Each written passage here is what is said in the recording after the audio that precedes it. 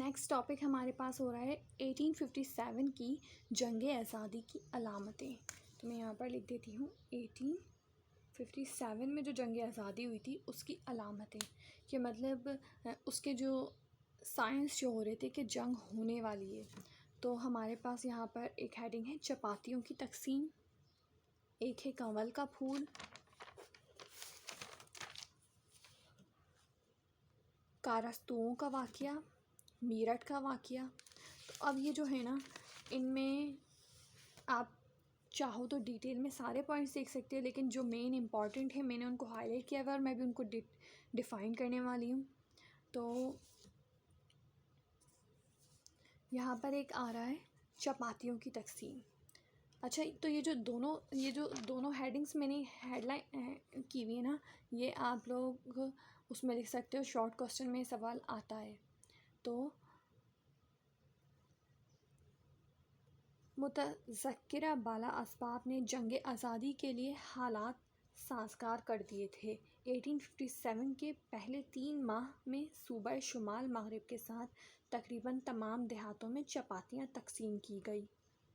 1857 میں پہلے جو 3 مہینے تھے ان میں صوبہ شمال مغرب کے ساتھ تقریباً تمام دیہاتوں میں، صوبہ شمال مغرب کے جو جتنے بھی نیئر ولیجز تھے نا، اس کے قریب جتنے بھی گاؤں تھے ان میں چپاتیاں تقسیم کی گئی. جو اور گندم کے آٹے کی بنی ہوئی یہ چپاتیاں انسانی ہتھیلی کے برابر تھی. تو یہ جو چپاتیاں تھیں وہ جو اور گندم کی بنی ہوئی تھی، اور یہ تقریباً ہماری انسان کی جو ہتھیلی ہوتی ہے اس کے برابر بنی ہوئی تھی.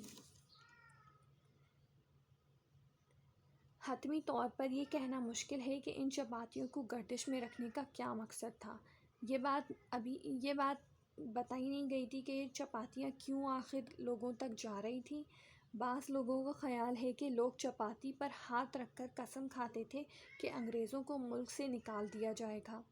کافی سارے لوگوں کا یہ کہنا ہے کہ ان چپاتیوں پر ہاتھ رکھ کر قسم کھائی جاتی تھی کہ انگریزوں کو ملک سے نکالیں گے. کچھ لوگ یہ بھی کہتے ہیں کہ چپاتیاں دراصل مجاہدین کے منصوبوں کے متعلق بتاتی تھیں. کافی سارے لوگوں کا یہ بھی کہنا تھا کہ چپاتیاں جو ہیں یوتھ جو ہے، جو جوان لوگ ہیں جو حق کے لیے لڑتے ہیں، مجاہد جو ہیں، ان کے منصوبے کو بیان کرتی ہیں کہ وہ لوگ آزادی چاہتے ہیں. مقصد جو بھی تھا، ان کی گردش سے لوگوں کو معلوم ہو گیا تھا کہ انگریزوں کے خلاف کچھ نہ کچھ ہونے والا ہے. چپاتی اسکیم کے بانی لکھنؤ کے مولوی احمد اللہ شاہ تھے. تو ان چپاتیوں سے لوگوں کو اس چیز کا اندازہ ہو گیا تھا کہ انگریزوں کے خلاف کچھ نہ کچھ ہونے والا ہے. تو یہ جو مین لاسٹ والا پوائنٹ ہے نا، یہ بہت مین پوائنٹ ہے کہ چپاتی اسکیم کے بانی لکھنؤ کے مولوی احمد اللہ شاہ تھے. تو دیکھو، میں نے ہر چیز شارٹ کر کے میں آپ لوگوں کو بتا رہی ہوں، لیکن اس میں اگر آپ چھوٹی چھوٹی چیزیں دیکھو گے نا تو وہ ڈیٹیلس ہیں. ان چیزوں کو لکھو گے نا تو آپ کے پیپر میں نا اچھا افیکٹ پڑے گا. جیسے پہلے 3 ماہ میں لکھا ہے صوبہ شمال مغرب کے ساتھ تقریباً تمام دیہاتوں میں. یہ چیزیں دیکھو، جو اور گندم کی تھی، اپنی ہتھیلی کے سائز کی تھی. چپاتی اسکیم کے بانی لکھنؤ کے مولوی احمد اللہ شاہ تھے. یہ زیادہ تر شارٹ کوسچن میں ہی آتا ہے. نیکسٹ ہمارے پاس ہے میرٹھ کا واقعہ. 24 اپریل 1857 کو میرٹھ کے مقام پر ہندوستانی سپاہیوں نے چربی والے کارستوؤں کو استعمال کرنے سے انکار کر دیا. اچھا، جو ہندو ہیں وہ گائے کی مطلب پوجا کرتے ہیں، جسے وہ لوگ اپنا گاڈ کہتے ہیں. تو ان کے مطابق اس چیز کو سخت ناپسند کیا گیا کہ گائے کی چربی سے کارستو مطلب گولیاں بنائی گئی، وہ گولیاں جو پسٹل میں ڈالی جاتی ہیں. تو انہوں نے اس کے خلاف ان کو استعمال کرنے سے انکار کر دیا، جو ہندوستانی فوجی تھے. حکومت نے اس کا سختی سے نوٹس لیا اور 9 مئی 1857 کو 85 سپاہیوں کو کورٹ مارشل کر کے 10 سال کی بامشقت قید سزا دی گئی. تو جب فوجیوں نے اس کے خلاف انکار کیا کہ ہم یہ گنز یوز نہیں کریں گے، مطلب ہم یہ جو گولیاں ہیں یہ یوز نہیں کریں گے، تو حکومت نے اس کے خلاف سخت نوٹس لیا اور 9 مئی کو ایک نوٹس بنایا جس میں یہ تھا کہ ان سپاہی تقریباً 85 سپاہی جو تھے، 85 ہندوستانی سپاہی، ان کو کورٹ مارشل کر دیا اور ان کو 10-10 سال کی بامشقت قید سزا دی گئی، مطلب 10-10 سال ان کو مشقت کے ساتھ سزا دی گئی۔ میرٹھ چھاؤنی کے سپاہیوں کی 3 رجمنٹوں نے ان اپنے ساتھیوں کی سزا کے خلاف 10 مئی 1857 کو بغاوت کر دی۔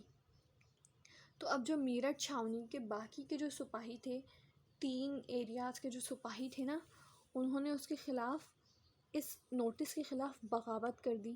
انہوں نے انگریز افسروں کو قتل کر کے اپنے قیدیوں کو چھڑا لیا اور دہلی کی طرف پیش قدمی شروع کر دی۔ انہوں نے انگریز افسروں کو قتل کیا، اپنے سپاہیوں کو چھڑا لیا اور دہلی کی طرف روانہ ہو گئے۔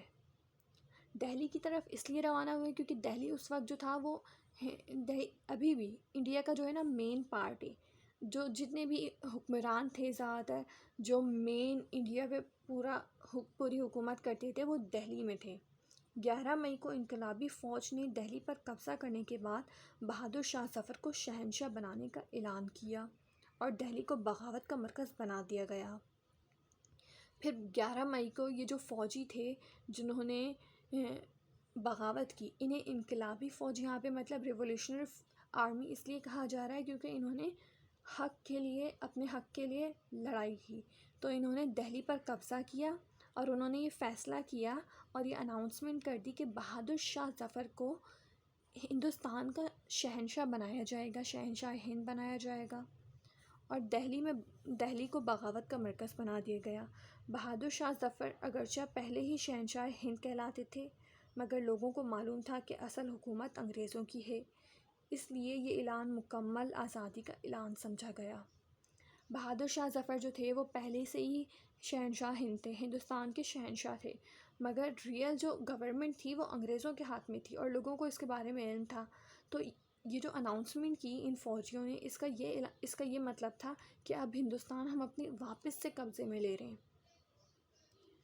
تو یہ آزادی کا مکمل اعلان تھا۔